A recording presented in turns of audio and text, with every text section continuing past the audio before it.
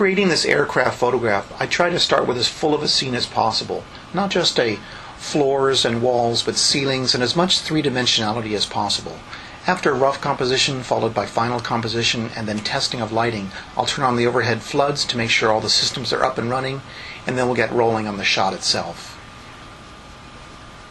Generally, I start with the main lighting on the primary subject, in this case overhead, so if something else goes wrong, I still have that shot finished, followed by underneath lighting, and then filling it in with side lighting, in this case the tail and the fuselage itself. Working from the center outwards, I'll do the wing root, and then the leading edge and the wing itself. I try to basically create from the center outwards, so I kind of always know where I'm at, what's going on at the time. It's easy to get confused.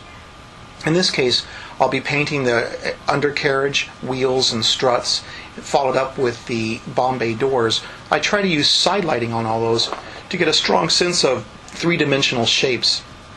Since the tow bar could not be removed, I lit that also beautifully to create an extra sense of detail, feathering it out toward the edge of the frame.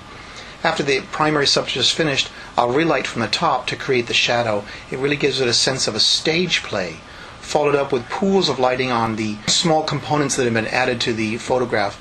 And then on top of that, I'll do side lighting on those components to help tie them to the ground. It helps it look more realistic and authentic as opposed to a fake trick photo. Using small pin light flashlights, I can light details on the floor. Strong floodlights are used to create lighting on the walls, and then I'll do a long exposure for the outside itself. Followed up with large floodlights again to create lighting in the ceiling broken into sections. I'll turn on the dome light, in this case the aircraft, to create red lighting splashing off the ceiling and the floor.